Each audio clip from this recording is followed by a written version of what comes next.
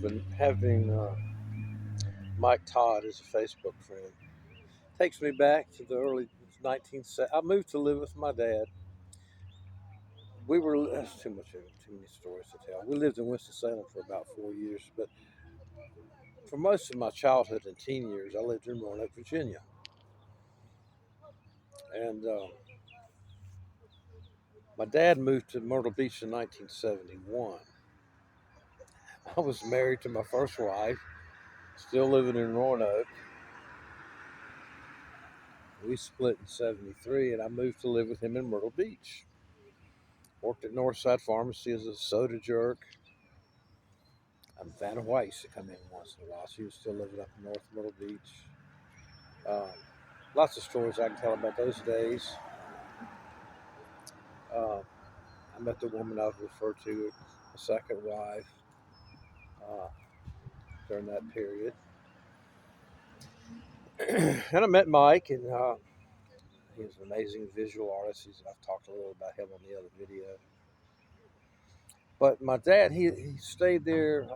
I don't know if it was even a year after I moved there. He went back to North Carolina.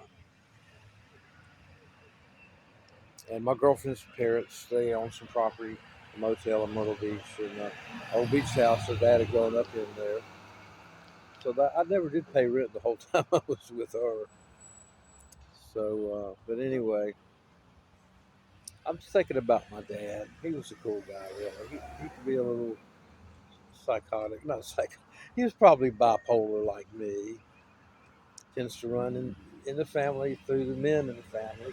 My brother's definitely, he's the one that hooked me up with a psychiatrist in 1993, got me started on meds. But anyway, he could be real, have mood swings, I guess I should say.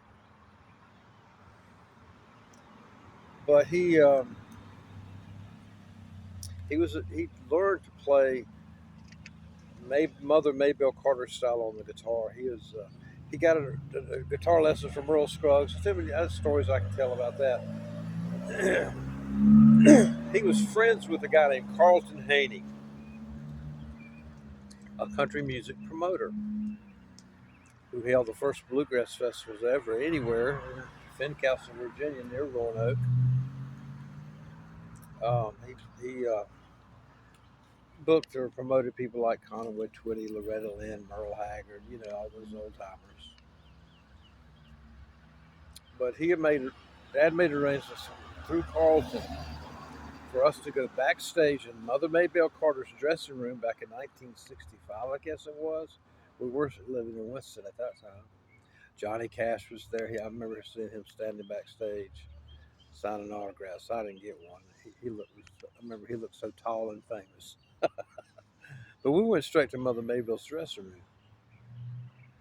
And she handed me that famous Gibson of hers, which I saw when I was living in Nashville, on display in the Country Music Hall of Fame next to Bill Monroe's $1 million mandolin. I think her guitar was valued at around $600,000.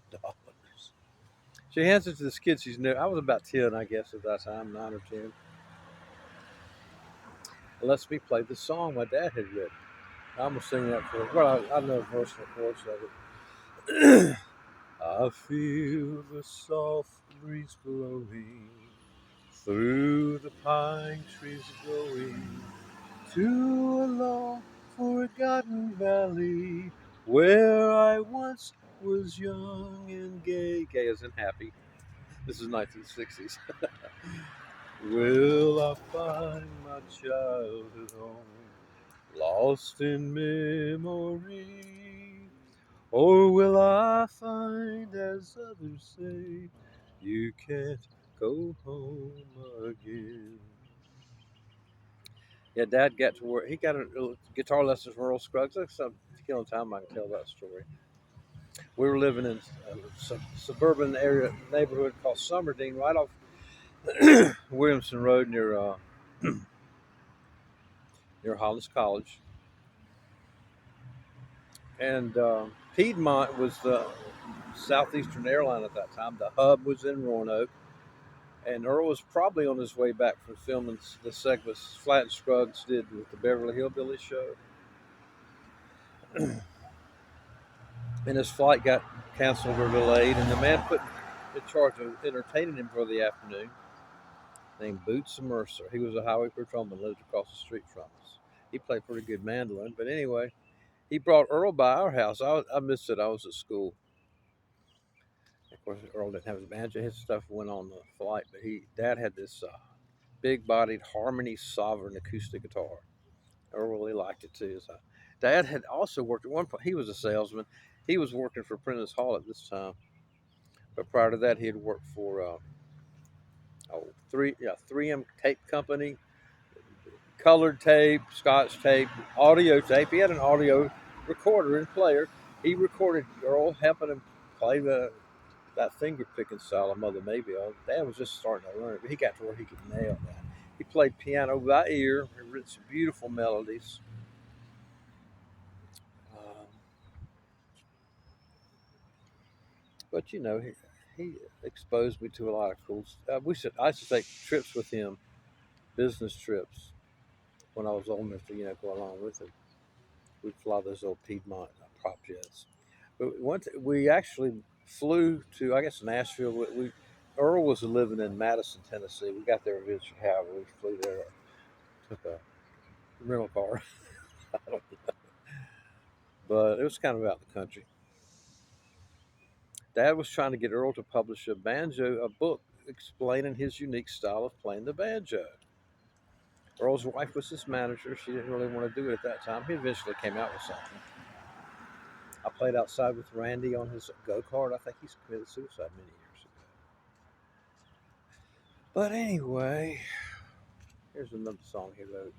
There's a girl that I love in the springtime. There's the bus I'm going to take. It's 15. Gets some walking in, drops me off about 15 minutes from the house.